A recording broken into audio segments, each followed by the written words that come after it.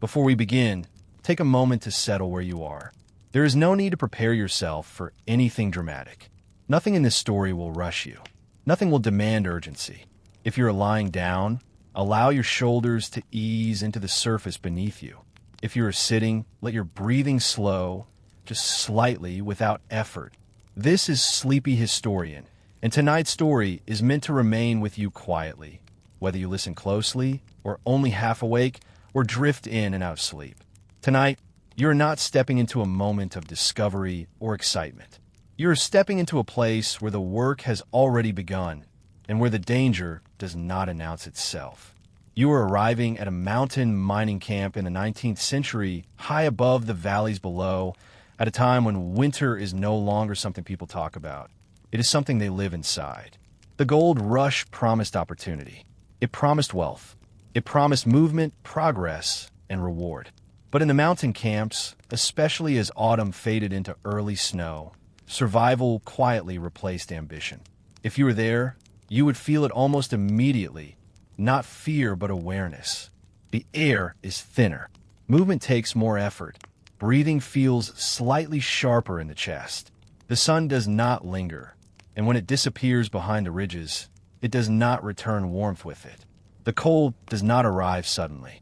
It does not rush down the slopes.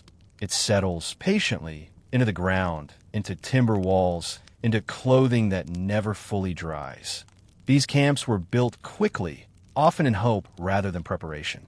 Men arrived with tools meant for digging, not for enduring months of snow. Shelters were assembled from rough lumber, canvas, sod, and whatever could be hauled upward before the trails closed. At first, the cold felt manageable. Uncomfortable, but familiar. Something a fire could correct. Something extra layers might handle. But as the weeks passed, the mountains began to set their terms. If you stood outside at dusk, you would notice how sound carried differently. Wind moved through narrow valleys with a low, steady voice. Snow absorbed footsteps, softened edges, and erased distance. Inside the camp, fires burned, but never as long or as strong as people wished. What had to be cut? What had to be carried? What had to be rationed? And every decision made early in the season echoed through the nights that followed. This is not a story about dramatic rescue or sudden disaster. It is a story about long nights that felt longer than the days, about bodies learning slowly what cold demanded, about routines that kept cement alive, and the quiet absence of routine that did not. You would not hear panic in these camps. You would hear restraint. Movements became deliberate.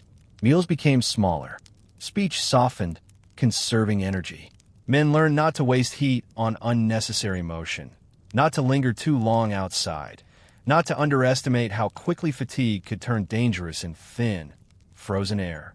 At night, inside the cabins and tents, the cold behaved differently. It crept inward from the ground. It settled beneath blankets. It pressed against skin wherever fabric loosened. Sleep was never simple. Stillness brought rest, but too much stillness allowed the body to cool. Turning to often wasted energy. Firelight flickered low, casting shadows that moved slowly across rough walls and low ceilings. If you were lying there, listening to the wind outside, you might feel your awareness sharpen briefly, then dull again. The body learned to balance between rest and alertness, between conserving warmth and remaining responsive enough to adjust, to move, to survive. This is boring history for sleep, not because it lacks meaning, but because it unfolds without spectacle. These nights repeated themselves again and again. No single night stood out, except in how it quietly tested endurance. Some men adapted. They learned the rhythm of the mountain. They adjusted clothing, sleeping positions, fire use, and daily movement. Others did not learn quickly enough. In the morning, absence was sometimes noted without comment. There was no ceremony, no alarm, just the quiet understanding that the mountain had taken its measure. If this kind of slow, immersive storytelling helps you rest, you are welcome to like or subscribe to Sleepy Historian. Or leave a comment later, if you wish, about where you're listening from tonight. There is no obligation to do anything now. For the moment, there is only the sound of wind outside thin walls, the low glow of fire, the weight of heavy clothing, and the awareness that survival here was never dramatic, only patient. As the season deepened, the mountain camps changed. Shelters settled under snow. Paths disappeared.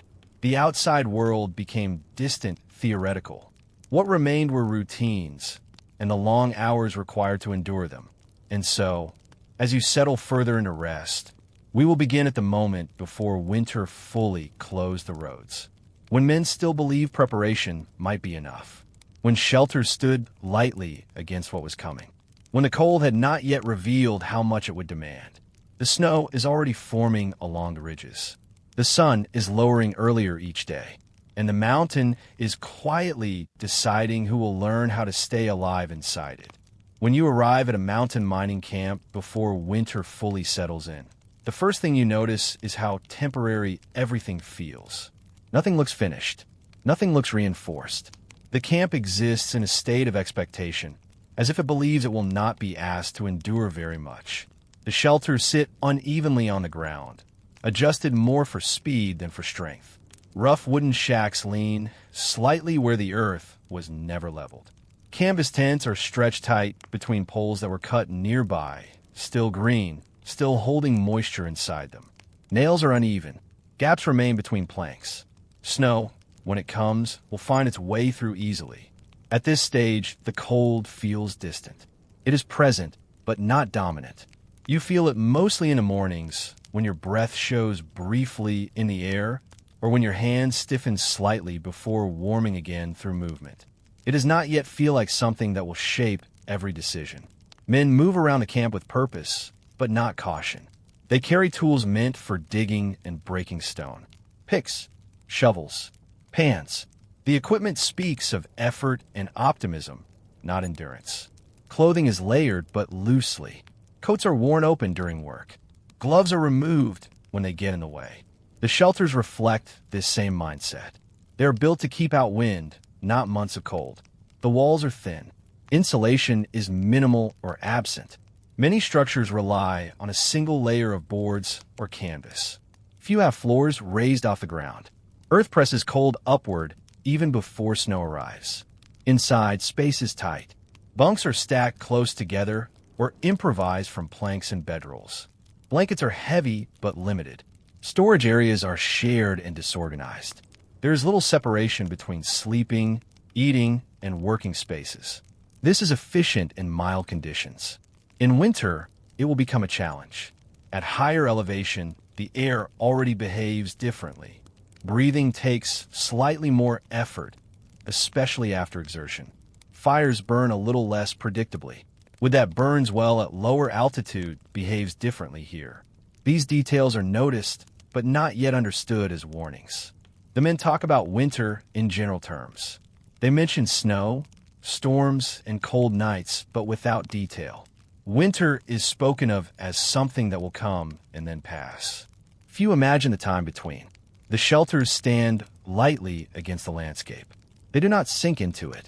They sit on top of it, temporary and exposed. Roofs are angled enough to shed rain, but not always enough to manage heavy snow. Supports are thin. Many structures rely on hope that snowfall will be light or brief. During the day, sunlight still reaches the camp. It warms exposed surfaces and creates the impression of comfort. Shadows move slowly across the ground. Snow that falls early often melts again by afternoon. This reinforces the idea that conditions remain manageable. At night, however, the temperature drops more sharply. Cold pools in low areas. Frost forms along tent edges and wooden seams. Canvas stiffens. Timber contracts slightly, opening gaps that were not noticeable during the day. Inside the shelters, bodies compensate without thought. People sleep closer together. Extra clothing is worn at night. Fires are fed a little longer before sleep. These adjustments feel minor. They are treated as temporary measures. What is missing at this stage is planning for duration. No one yet calculates how long the shelters must perform. No one reinforces walls against weeks of wind. No one raises floors far enough to break contact with frozen ground. These omissions are not negligence. They are the result of expectation. Winter is imagined as a series of events, not a condition. The camp continues to grow during this period. New arrivals add to the density. Shelters are squeezed closer together. Paths form naturally between them, packed dirt that will soon disappear under snow. Everything feels active, purposeful, unfinished. Sound travels easily. Voices carry. Tools strike stone. Laughter appears occasionally. The camp feels alive. It does not yet feel enclosed. From where you stand, it is difficult to imagine the same place buried, silent, and still. The openness of the camp encourages optimism. There is space to move. There is light. There is work to do. But thin shelters do not announce their limits immediately. They reveal them slowly, over nights that grow colder and days that stop warming fully. For now, they hold just enough to prevent concern. And so, the camp settles into its routines without urgency. Fires are treated as conveniences. Clothing is treated as sufficient. Shelters are treated as solid enough. Winter has not yet corrected these assumptions. It waits. When you look closely at the supplies stacked around the camp, they appear reassuring at first. Sacks are piled against walls. Barrels sit half buried in the ground to keep them cool. Tin cans rattle softly when moved. There's flour, beans, salt pork, dried fruit, coffee, and hard bread. Enough, it seems, to carry men through whatever weather might come. This confidence rests mostly on counting, not on duration. Supplies are measured by quantity, not by time. A sack of flour looks substantial when it is full. A barrel of beans feels heavy when it is first rolled into place. Few stop to calculate how many days each portion represents when cold increases appetite and fatigue slows work. In the early weeks, food is eaten generously. Portions are not yet reduced. Meals are warm when fires cooperate, and even when they are not, hunger makes the food feel sufficient. Men eat quickly, standing or sitting wherever there is space, then return to work without lingering. Resupply is spoken of casually. Someone mentions the trail back down the mountain. Someone else talks about a supply wagon expected before heavy snow. These conversations are relaxed, unpressured. The idea of isolation feels theoretical, something that belongs to later, not now. But the mountains do not adjust to expectation. As snow begins to fall more regularly, paths soften and then disappear. What was once a narrow trail becomes a series of drifts. Wagons stop coming. Pack animals turn back. The camp does not receive a clear announcement that resupply has ended. It simply does not arrive. At first, this absence is barely noticed. Food continues to be cooked as before. Beans simmer slowly. Bacon grease is saved and reused. Coffee is brewed thinner, but still hot. No one is yet worried enough to suggest reduction. The habit of abundance lingers. Storage conditions begin to change quietly. Moisture creeps into sacks of flour, especially those stored close to the ground. Beans swell and crack when exposed to damp air. Meat stored improperly develops a sharp smell that cannot be ignored. These changes happen slowly, one container at a time. The cold does not preserve everything equally. Freeze and thaw cycles affect supplies unpredictably. Some items harden and become difficult to prepare. Others spoil despite the cold. Men learn this only through experience, not planning. Fuel scarcity compounds the problem. Cooking requires fire. Fire requires wood. As wood becomes harder to gather, meals become simpler. Long-cooked dishes are avoided. Beans that once simmered for hours are now cooked quickly or eaten underdone. Flour is rationed between bread and thickened stews. Portions begin to shrink, though this is rarely announced. Plates are filled less generously. Seconds become uncommon. Hunger is not discussed openly. It is handled privately. The body responds quietly. Energy dips earlier in the day. Work slows slightly. Movements become more economical. Men rest longer between tasks, not out of laziness, but necessity. Cold amplifies hunger, and hunger amplifies fatigue. Despite this, optimism lingers longer than it should. Some believe the weather will break. Others believe supplies will stretch if handled carefully. A few still expect a delivery, delayed but coming. This belief delays decisive action. Rations are not formally established until much later. Instead, Food is controlled informally. Someone takes a smaller portion without comment. Someone else skips a meal and claims they are not hungry. These small decisions accumulate, but without coordination. Storage spaces grow emptier faster than expected. The visual reassurance fades. Sacks collapse as they empty. Barrels sit lighter in the ground. Shelves once crowded now hold only a few items, spaced apart. This change is visible, but rarely addressed directly. When rationing finally begins, it feels late. Meals become predictable and repetitive. Beans, bread, and whatever fat remains. Variety disappears. Taste becomes secondary to function. Eating is no longer comforting. It is necessary. Cold increases the body's demand even as supply decreases. This imbalance is subtle at first, then persistent. Men feel it in their limbs, in the way they hesitate before standing, in how long it takes to warm after being outside. No one panics. There is no rush, no shouting, no disorder. Scarcity settles in quietly, like the cold itself. It becomes part of the environment rather than an event. Mistakes made early reveal their costs slowly. Supplies that were eaten too freely cannot be replaced. Items that spoiled cannot be recovered. Decisions made casually now shape daily survival. By the time winter fully encloses the camp, food has stopped feeling like a resource and started feeling like a calculation.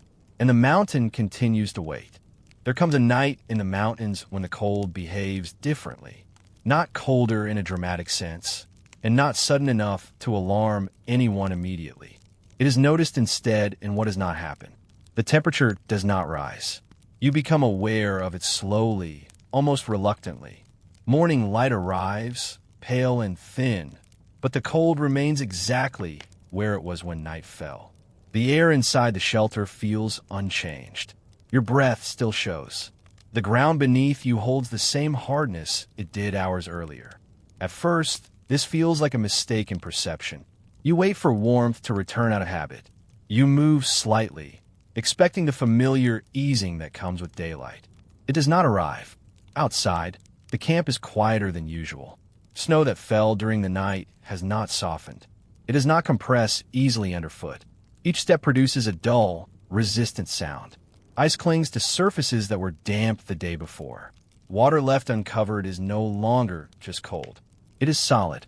Fires are rebuilt quickly that morning, not as a comfort, but as confirmation. Wood is added. Embers are stirred. Smoke rises, but the warmth spreads slowly, reluctantly. The fire does not seem to push back the cold as it once did. Inside the shelters, frost appears in places it has not before. Along seams where boards meet.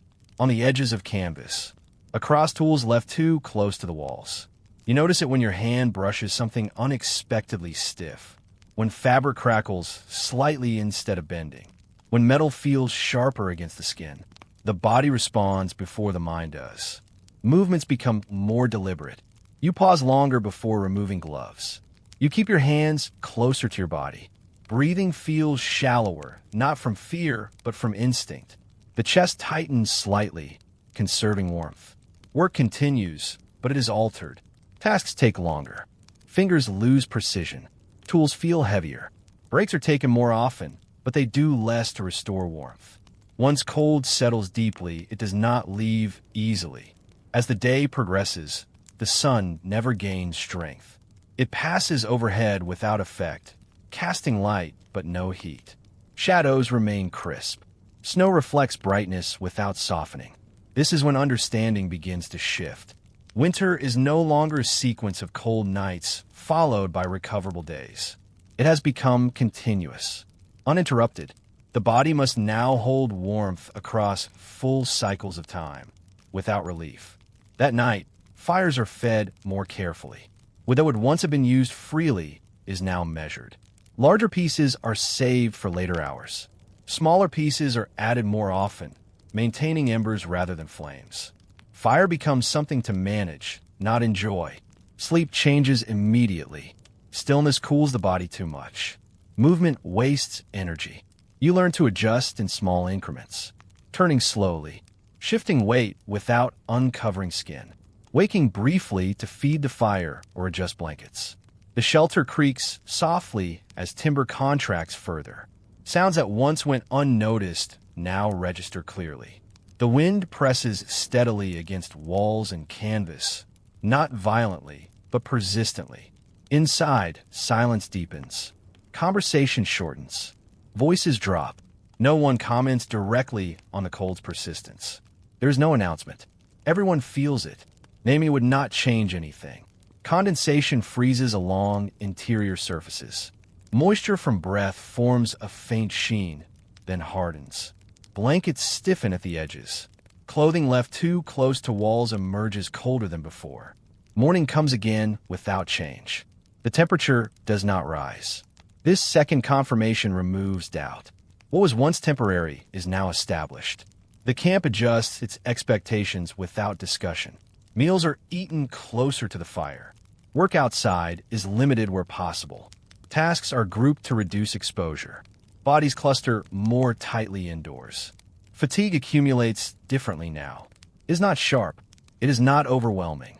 It is steady, pressing gently downward. You feel it in the way sitting becomes preferable to standing, and how the idea of unnecessary movement feels heavy. The cold does not demand attention. It occupies it. By the third night, routines have shifted completely. Fires are never allowed to go out entirely. Someone is always half awake, listening for the change in sound that signals dying embers. Blankets are arranged deliberately. Clothing is worn in layers that are not removed. The temperature remains fixed. This constancy is more unsettling than fluctuation. There is no cycle to anticipate, no recovery phase to rely on. The cold has become the background condition of existence. This is the moment when winter stops being an event and becomes an environment. And from here forward, survival depends not on reacting, but on enduring. Fire had always been treated as the camp's answer to cold. From the first nights at elevation, it was assumed that as long as flame could be kept alive, warmth would follow. This belief lingered even as winter settled in more deeply, carried forward out of habit rather than evidence.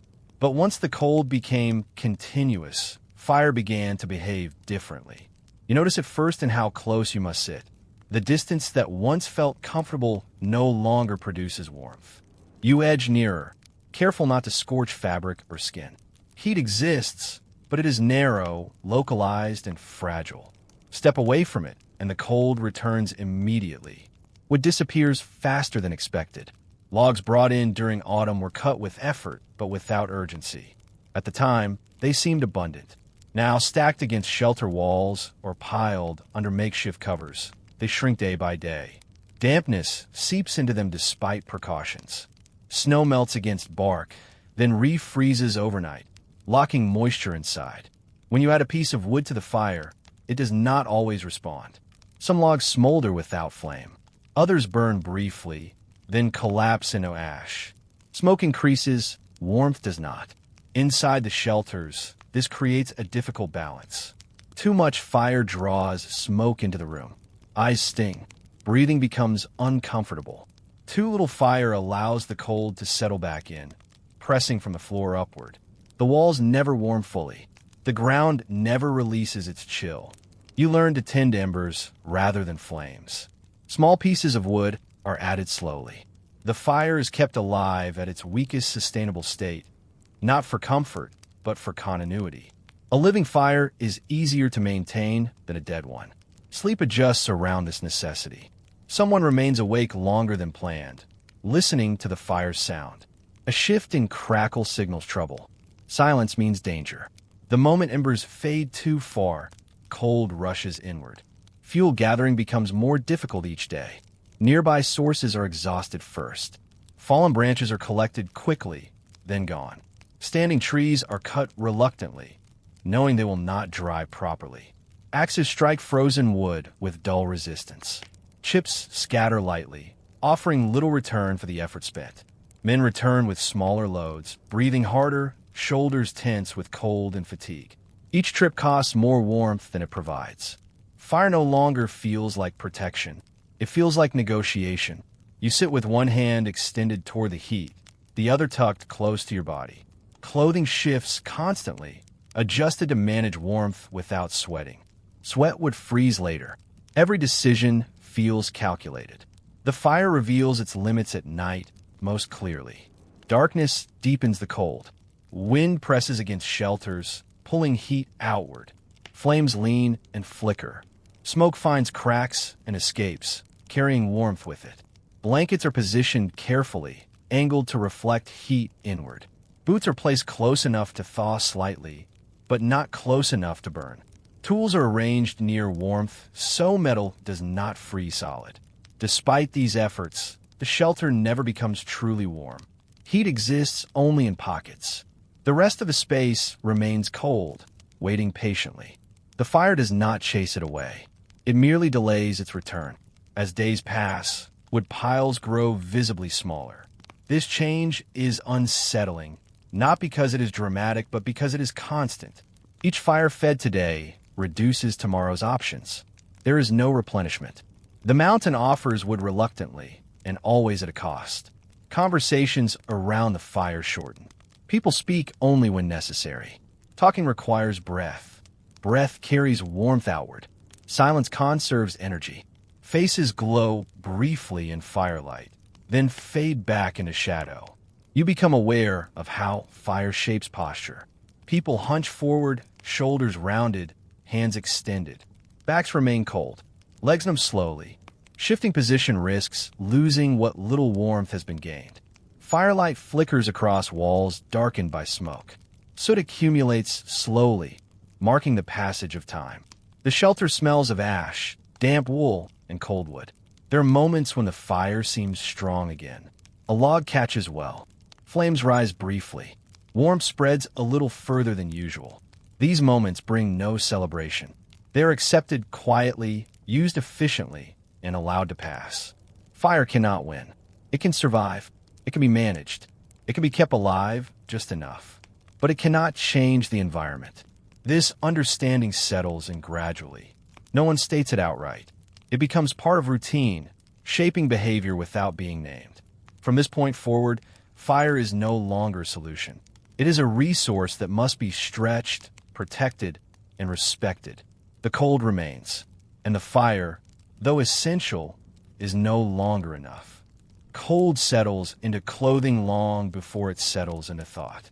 You feel it first in the weight of what you are wearing. Wool coats grow heavier as moisture lingers inside them. Trousers stiffen slightly at the seams. Sleeves take longer to warm, even when held close to the fire. Nothing dries completely anymore. Snow brushes against fabric during the day and melts slowly from body heat. Sweat forms beneath layers during work, then cools almost immediately when movement stops. Moisture has nowhere to go. The air inside shelters is already saturated with breath and smoke. Dampness lingers, patient and persistent. Wool was chosen for a reason. It insulates even when wet. It resists sudden loss of warmth. But it does not offer comfort. It absorbs, holds, and remembers cold. At night, clothing is hung close to the fire, but never close enough. Too near, and it risks scorching. Too far, and it remains unchanged. Sleeves steam faintly for a moment, then cool again. Boots placed carefully near embers soften slightly at the edges, but remain cold inside. In the morning, you put the same clothing back on. It is never warm when you first wear it. It yields slowly, reluctantly, as body heat seeps outward. The first minutes are sharp. Fabric presses cool against skin. You stand still briefly, allowing warmth to spread before moving. Hands suffer most. Gloves are removed for work, then pulled back on stiff and cold. Fingers lose dexterity. Simple tasks take longer. Buttons are avoided. Knots are tied loosely to allow numb fingers to manage them. Feet follow closely behind. Boots remain damp despite effort. Socks are rotated, but none are fully dry. Leather hardens overnight, then softens again with movement. Each step reminds you of the cold pressing upward from the ground. There is no solution, only management. Layers are adjusted constantly. A coat loosened during exertion is tightened again at rest. Scars are repositioned. Sleeves are pulled down, then pushed up. These movements become habitual, almost unconscious. Removing clothing indoors is avoided. Even near the fire, the risk is too great. Exposed skin cools quickly. Heat feels unreliable. It cannot be trusted to remain long enough to justify comfort. Sleep is affected. You lie down wearing nearly everything you own. Blankets are added carefully, arranged to trap warmth without restricting movement. Turning too much exposes skin. Remaining too still allows cold to settle. Moisture from breath gathers near collars and scarves. Frost forms faintly along fabric edges. By morning, clothing carries the imprint of the night. There is no sense of freshness anymore. Everything smells faintly of smoke, damp wool, and ash. This scent becomes normal. It is no longer noticed unless it changes. Attempts to dry clothing fully are rare and usually unsuccessful. Occasionally, a piece is sacrificed to the fire's edge, monitored closely. Even then, only the surface warms. The interior remains unchanged. Time and fuel are both required, and neither can be spared easily. Men learn to prioritize. Inner layers are protected. Outer layers take the brunt of exposure. Clothing is rearranged to keep critical areas warm. Chest, lower back, neck. Extremities are managed as best as possible. Cold seeps in regardless. The body adapts by reducing expectation. Comfort is no longer sought. Adequacy becomes the goal. Clothing is judged not by how it feels, but by whether it prevents worse outcomes. You notice how posture changes. Shoulders round forward to protect the chest. Arms stay close to the body. Movement becomes compact. Wide gestures disappear. Everything is contained, conserving warmth. The mind responds slowly. Irritation fades into acceptance. Complaints feel pointless. The cold does not listen. It does not respond to frustration. It remains unchanged. By the time winter fully establishes itself, clothing is no longer separate from the body. It becomes an extension of it, a second skin that carries cold and warmth equally. There is no moment when things improve. There is only a steady condition that must be managed daily. Clothing never fully dries, and so you learn to live inside it. Night arrives early in the mountains, and once it settles, it stays longer than expected. You notice it first in the way work ends before you feel finished. The light fades while tasks remain undone. Shadows stretch across the camp while there is still movement in your hands. By late winter, the day no longer feels like the main unit of time. The night does. When darkness comes, it does not arrive suddenly. It thickens. The sky dims gradually, turning the landscape flat and colorless. Snow reflects what little light remains, but not enough to guide movement safely. You learn to stop before you are forced to stop. Inside the shelters, the change is subtle but immediate. Firelight becomes the only reliable source of visibility. Corners retreat into shadow. Faces soften and blur. The world reduces itself to what sits within the reach of warmth and light.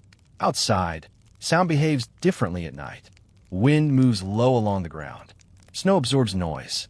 Footsteps disappear almost as soon as they are made.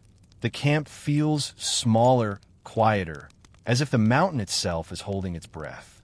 Time stretches. There are no clocks you trust. Candles are conserved. Watches are rare and unreliable in the cold. You measure night by fire cycles, by shifts in discomfort, by the body's need to change position. Sleep does not come easily, but it does come eventually. You lie down not because you are ready to rest, but because there is nothing else to do. Movement wastes energy. Standing still cools the body. Lying down becomes the least costly option. Still, rest is shallow. The body remains alert, responding to cold, to sound, to the faint crack of timber contracting. You drift briefly, then return. Drift again, then wake. Each waking feels similar. There is no clear sense of progression. Sometimes you listen. Wind presses against canvas or wooden walls. Snow slides softly from the roof. Somewhere nearby, someone shifts in their sleep, the sound of fabric moving slowly. These noises are not alarming. They're constant, familiar.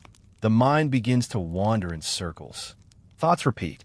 Small memories surface, then fade. You think briefly of warmth, then dismiss it. Comparison is unhelpful. Attention returns to the present because the present demands it. Cold sharpens awareness in small ways. You notice how breath fogs inside the shelter, how condensation forms near the ceiling, how frost creeps along nails and seams. The fire weakens during the night. Embers glow dull red, then fade. Someone wakes to feed it, carefully, slowly, conserving fuel. Sparks rise briefly, then settle. Smoke shift direction. The shelter warms slightly, then cools again. Night feels endless not because it is dramatic, but because nothing marks its passage. There is no change in scenery, no variation in task, only the slow negotiation between warmth and cold, rest and wakefulness. Men learn to sleep in fragments, an hour at a time, perhaps less. Sleep becomes a series of pauses rather than a continuous state. This is enough. It has to be. Occasionally, dreams surface, but they are faint and incomplete. Often, there are none at all. The mind rests without imagery, suspended somewhere between waking and sleep. By morning, when it finally arrives, there is no sense of relief. Light returns gradually, pale and weak. The cold remains unchanged. Your eyes not refreshed, but functional. That is sufficient. Night has done its work. It has tested patience, discipline, and restraint. It has taken hours and returned nothing visible. And then it yields, quietly, to another short day. After a storm passes, the mountain does not return to normal. It becomes quieter than before. You notice the silence first because it feels heavier than sound. Wind has stopped moving through the trees. Snow no longer falls against canvas or timber. Even the small creaks and shifts of the camp seem to pause, as if everything is waiting. This silence is not peaceful. It is watchful. If you step outside after a storm, the world feels paused in place. Snow lies smooth and unbroken where drifts have settled. Edges are softened. Paths you once followed are gone, folded back into the slope without sign or direction. The camp feels isolated in a way it did not before. During storms, there was at least movement. Noise. Something to react to. Now, there is only stillness, and stillness stretches time in unfamiliar ways. You move carefully, not because of fear, but because sound feels out of place. Each step compresses snow with a dull, muted resistance. The noise is small, but it travels farther than expected. Breath hangs in the air longer. Cold feels sharper after storms, even if the temperature has not changed. Snow reflects light upward, brightening the world while offering no warmth. The sky appears larger, emptier. Inside the shelters, conversation slows. There is less to say. No news arrives. No decisions can be made that alter conditions outside. Plans are postponed quietly, not announced. Men sit longer without speaking. Hands remain busy, mending, sorting, conserving, but movement is measured. No one rushes. There is nowhere to go. Silence presses inward during these days. Without storms, there is nothing to mark the passage of time. No wind shifts. No snowfall to measure. The day passes without ceremony, blending into the next. You begin to understand that survival here is not only about enduring hardship. It is about enduring waiting. The body adapts more easily than the mind. Muscles learn restraint. Appetite adjusts. Sleep fragments become routine. But the absence of change challenges attention. You listen for things that do not come. Footsteps from beyond the camp. The crack of distant trees. Any sign of movement beyond your small circle of warmth. Often, there is nothing. During these quiet stretches, men begin to withdraw inward. Some stare into firelight longer than necessary. Others lie down early, not from fatigue, but from lack of purpose. A few remain alert, pacing slowly, as if movement itself keeps time from dissolving. The mountain offers no reassurance. Snow reflects sound poorly. Valleys trap echoes. The sense of distance becomes unreliable. You cannot tell how far away anything is, or if anything is there at all. Days pass like this. Food is rationed carefully, not because supplies have suddenly worsened, but because there is no certainty about what lies ahead. Each meal is slightly smaller than the last.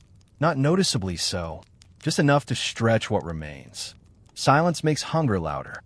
The body notices small deficits more clearly when there are no distractions. Stomachs growl softly. Energy dips earlier in the day. Movements slow further. No one complains. Complaint costs energy, and energy is needed elsewhere. At night, the silence deepens.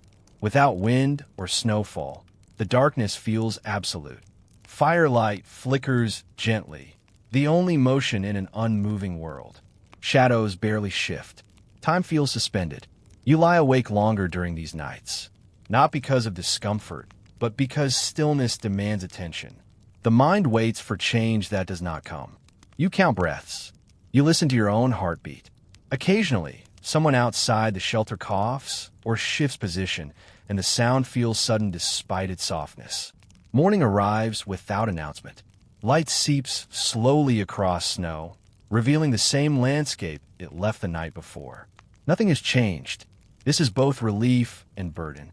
Silence between storms teaches patience in an unkind way. It offers no progress, no resolution, only continuation. Those who endure learn to accept this. They stop expecting relief. They stop measuring time in days or weeks. They measure it in warmth maintained, calories conserved, nights passed without loss. The mountain does not hurry, and in its stillness, it asks the same of you. Hunger in the mountain camps did not arrive with alarm. It did not announce itself with panic or collapse. It came quietly, woven into routine, almost politely at first, as if asking whether it might stay. You noticed it most clearly in the spaces between meals. Breakfast arrived later than it once had. Supper ended earlier.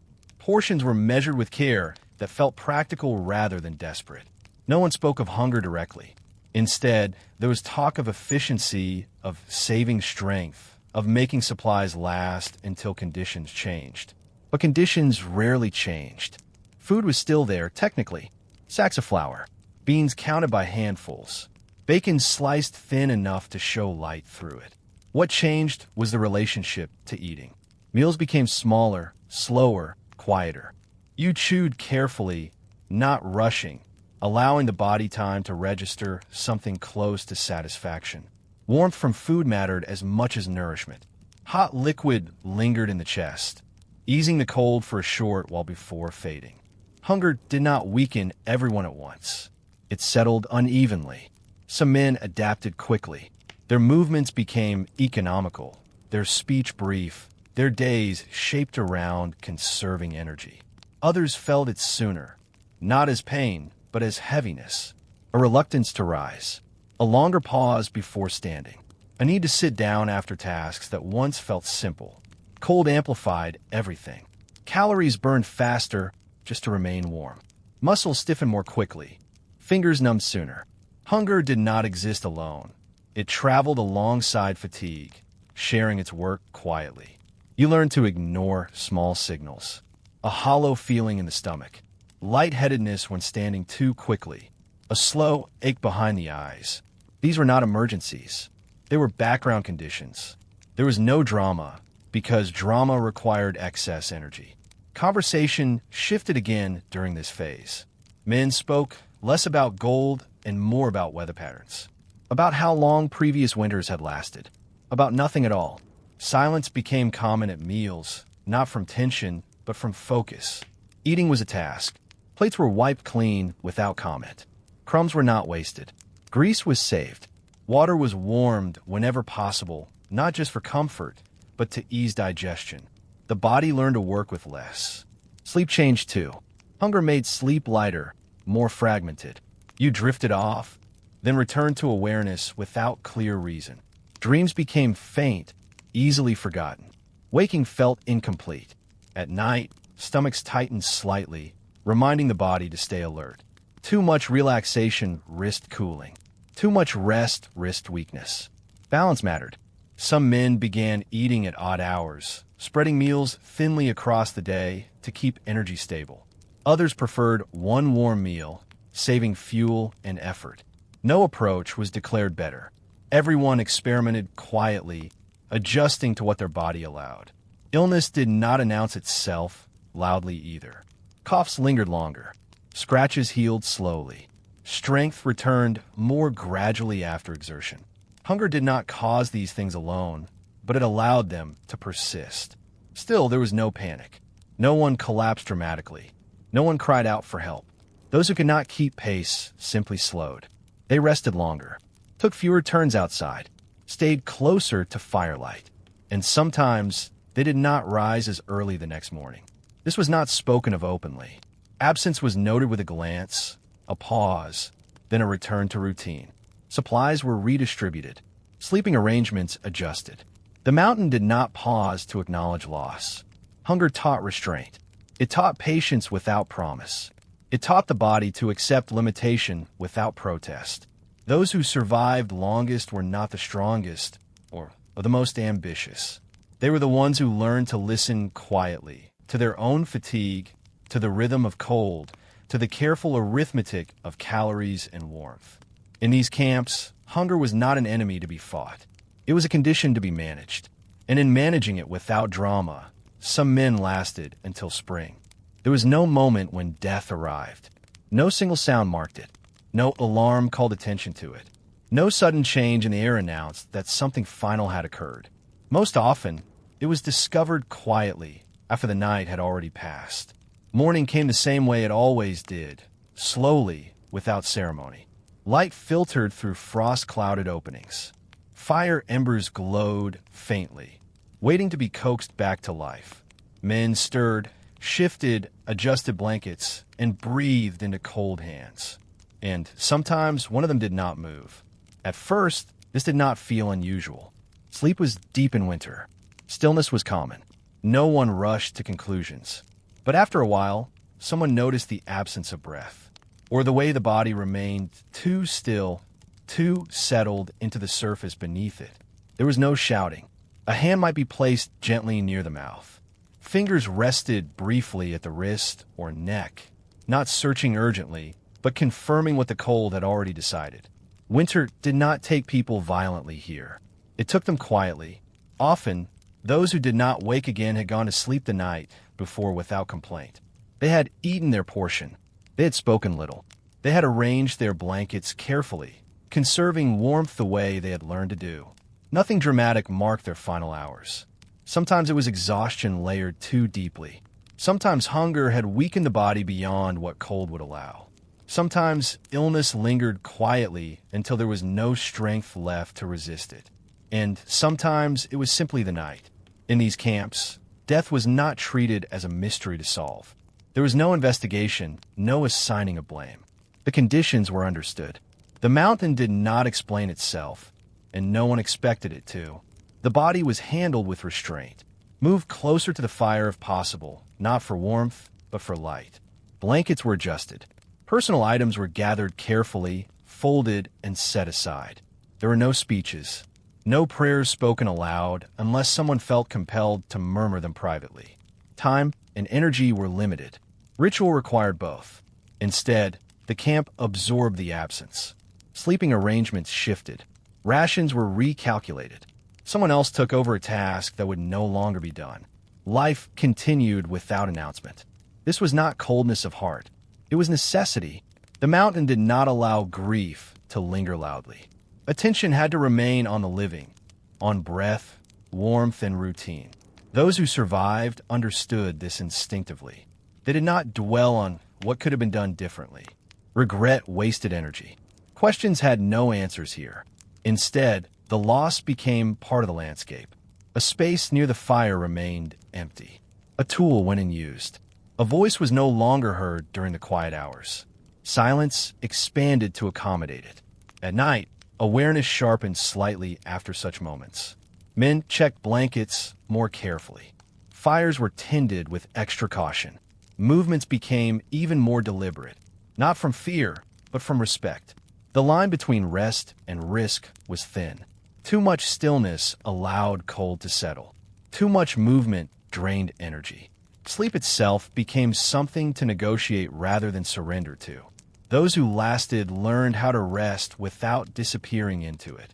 They shifted occasionally, adjusted layers, kept part of their awareness present, even as their bodies drifted. The mountain taught this lesson without words. By late winter, the camp had changed. Fewer voices filled the shelters. Fewer footsteps crossed the snow. But those who remained were quieter, steadier, and more careful than before. They had learned what winter required. Not bravery, not strength, not ambition. Only patience, only attention, only the willingness to endure night after night without demanding explanation. Those who did not wake again were not remembered with drama. They were remembered with silence. And that silence shaped how the living moved forward, slower, lighter, and more aware that survival here was never guaranteed. It was permitted, one night at a time. By the time deep winter settled fully over the camp, survival no longer depended on strength or resolve. It depended on routine.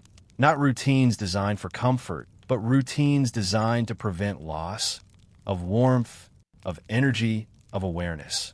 Each action had been shaped by weeks of quiet correction, adjusted again and again until it wasted as little heat as possible.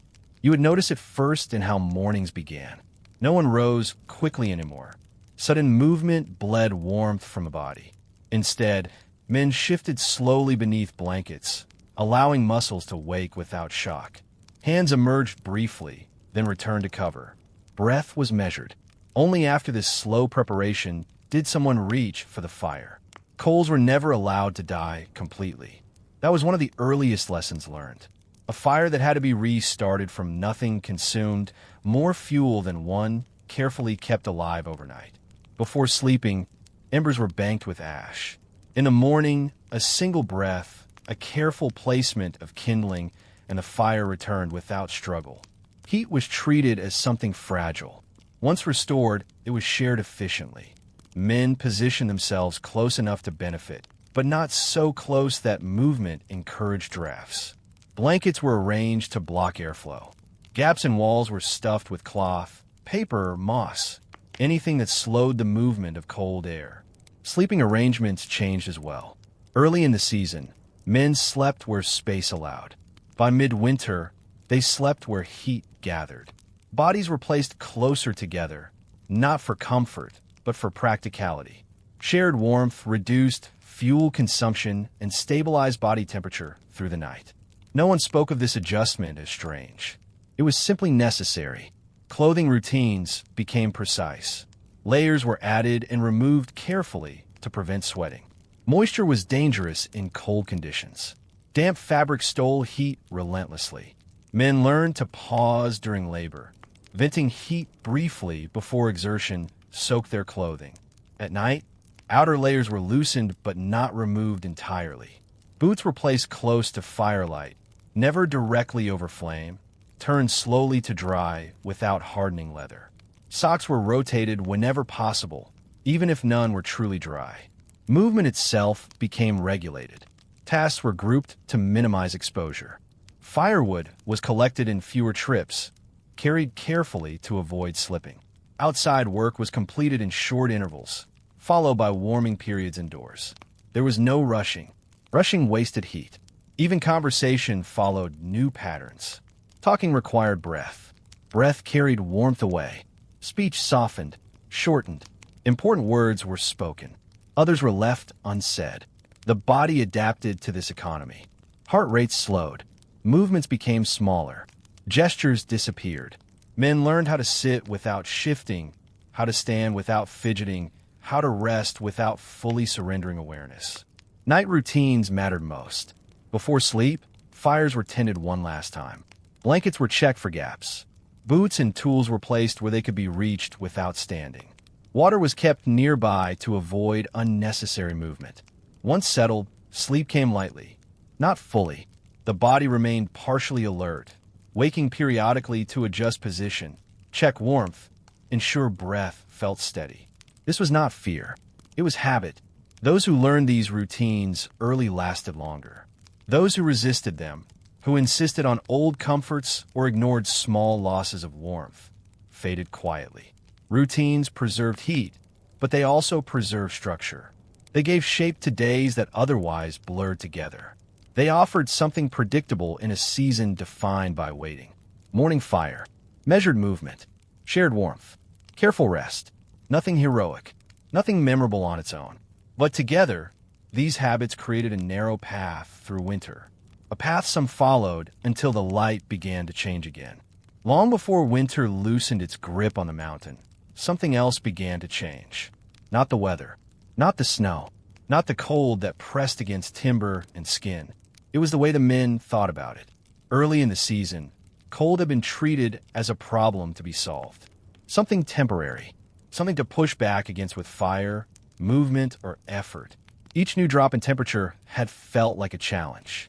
By late winter, that way of thinking no longer helped. Resistance wasted energy. You would feel this shift quietly without realizing when it began. One morning, you stop expecting warmth to return. Another evening, you no longer count the hours until daylight. The cold becomes part of the environment rather than an intrusion. Acceptance is not comfort. It is adjustment. Men stopped measuring the cold against memory. They no longer compared it to warmer places or earlier seasons or the idea of relief. The mountain was cold because it was winter, and winter did not negotiate. This mental shift preserved strength. Those who continued to resent the cold remained tense. Shoulders stayed tight. Movements remained sharp. Sleep came poorly. Frustration burned calories the body could not afford to lose. Those who adapted released that tension. They moved slower without feeling delayed. They rested without guilt. They allowed discomfort to exist without reacting to it constantly. This did not make the cold easier. It made living with it possible. The mind learned to narrow its focus. Instead of thinking in weeks or months, attention shifted to smaller units. The next fire tending, the next meal, the next period of rest. Thinking too far ahead drained resolve. Winter was survived in pieces. You would notice how conversation reflected this change. Men spoke less about the future. They spoke about immediate needs, wood, water, light. Ambitions softened. Expectations lowered. This was not defeat. It was clarity. At night, mental adaptation mattered most. The mind tended to wander when the body lay still. Thoughts drifted toward hunger, exhaustion, and memory. Without adjustment, these thoughts could spiral, stealing rest.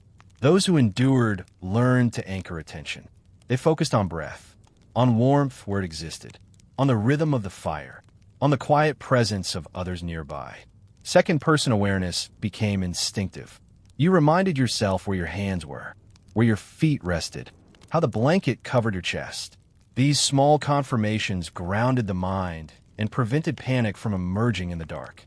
The mountain encouraged inwardness. Storms cut off external reference. Silence removed distraction. The world shrank to shelter walls, firelight, and routine. In this reduced space, the mind either adapted or exhausted itself. Those who adapted stopped waiting for relief. They no longer imagined spring vividly. They no longer counted days. They allowed time to pass without marking it. Waiting became a state of being rather than an action. This mental economy conserved energy the same way physical routines conserved heat. Late winter revealed the difference clearly. Men who had adjusted moved with calm predictability. Their faces showed little expression, not from numbness, but from steadiness. They reacted to change without surprise. Those who had not adapted appeared restless even in stillness. They shifted often. They spoke more. They slept less. Cold punished resistance quietly. Mental adaptation did not mean ignoring risk. It meant recognizing limits early. Fatigue was acknowledged before collapse. Hunger was managed before weakness. Sleep was taken when possible, not postponed. The mountain rewarded this mindset, not with comfort, not with certainty, but with continuation. When the light finally began to change, subtly at first, those who had adapted noticed without excitement. They did not celebrate longer days. They simply adjusted routines again. Adaptation did not end with winter. It became memory, and memory shaped how survivors approached the next season, with restraint, awareness, and respect for what the mountain required. The change, when it finally began, was easy to miss. There was no announcement, no clear dividing line between winter and what followed, only a subtle shift that revealed itself slowly. if you were patient enough to notice. One morning, light reached the camp a few moments earlier than expected. It did not feel warmer. It did not soften the cold in any meaningful way, but it arrived with a different angle, touching the snow in a way that suggested movement rather than stagnation. You might not trust it at first. Winter had taught caution. Many changes promised relief before delivering nothing at all. But over time, these small differences began to repeat. Shadows stretched differently. Snow surfaces hardened less overnight. The sky lingered just a little longer before darkening. The mountain was not easing its grip. It was loosening it. Waiting, which had once felt endless, now took on a different character. It was still slow, still quiet, but it carried the faintest sense of direction. Routines remained unchanged at first. Fire was still guarded carefully. Food was still rationed. Clothing was still layered with the same discipline. No one abandoned habits that had preserved them this far. Survival did not reward impatience, but attention sharpened. You noticed how snow shifted underfoot, less brittle, more compact. How ice near the fire pit melted slightly faster during the day. How hands stiffened more slowly during tasks. None of this brought comfort. It brought confirmation. Conversation remained limited, but tone changed subtly. There was less resignation and more observation. Men commented on light, on sound, on changes in the air. Not as celebration, but as data. The mountain was still dangerous. Late winter often punished those who believed survival was already secured. Storms returned unexpectedly. Temperatures dropped sharply at night. Snowfalls erased signs of progress. But those who had learned patience did not misinterpret these reversals. They continued waiting. Waiting had become a practice skill. At night, sleep deepened slightly. Not dramatically, but enough to notice. The body sensed stability approaching, even if it could not name it. Dreams returned occasionally, faint and fragmented. The cold remained, but it no longer felt infinite. When men stepped outside in the morning, they lingered just a moment longer. Breath still clouded the air, but it dispersed more quickly. Sunlight reflected more brightly off snow, hinting at warmth it did not yet deliver. This was enough. Survival did not require optimism. It required recognition. The camps did not erupt into movement. No one began digging aggressively or rebuilding shelters. Energy was still conserved. Strength was still measured. But planning resumed quietly. Supplies were reviewed not just for survival, but for continuation. Tools were checked. Pathways were noted, imagined beneath the snow. Those who had endured winter understood something important. Light did not end hardship. It allowed transition. Waiting for light to return was not about hope. It was about timing. Acting too early risked undoing everything already endured. Acting too late risked wasting opportunity. Those who survived found the narrow space between. When spring finally arrived, not as warmth, but as permission to move, it did so without ceremony. Snow softened. Paths emerged. Sound returned to the valleys. The mountain did not congratulate anyone. It simply allowed those who remained to continue. And continuation, after such waiting, felt enough. When a mountain finally loosened its hold, it did not do so with kindness. There was no clear moment when survival turned into safety. No line drawn between danger and relief. Winter simply stepped back a little, leaving those who remained to notice the space it had created. The men who survived did not speak of victory. There was nothing to celebrate. They did not feel strong. They did not feel rewarded. What they felt was continuation, the quiet permission to keep going. Looking back, it became clear that the mountain had never asked for bravery. It had never cared for ambition or effort alone. What it required was something far less dramatic and far more difficult to maintain. It required patience. Night after night, it demanded the same restraint, the same routines, the same attention to small details that seemed insignificant on their own. No single action ensured survival. Only the accumulation of careful choices made without expectation. Fire tended gently instead of fiercely. Food measured instead of consumed freely. Movement slowed instead of rushed. Sleep taken lightly instead of deeply. These were not heroic acts. They were repetitive ones. The mountain did not reward strength. Strong men exhausted themselves quickly. It did not reward optimism. Hope wasted energy when it looked too far ahead. It did not reward resistance. It rewarded adjustment. Those who endured learned to live inside conditions rather than fight them.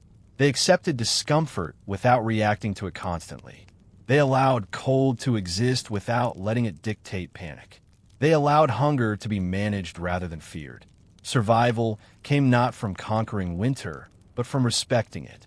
When spring finally made itself known, not loudly, but gradually, it felt less like a gift and more like a transition. Light returned. Sound returned. Movement became possible again, but nothing returned to what it had been before. Those who stepped out of the winter carried its lessons with them. They moved differently. They prepared differently. They measured risk more carefully. The mountain had reshaped not only their routines, but their expectations. Some camps dissolved quietly once passage reopened.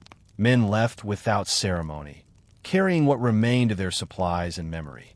Others stayed, rebuilding slowly, with more solid shelters, better planning, and quieter confidence.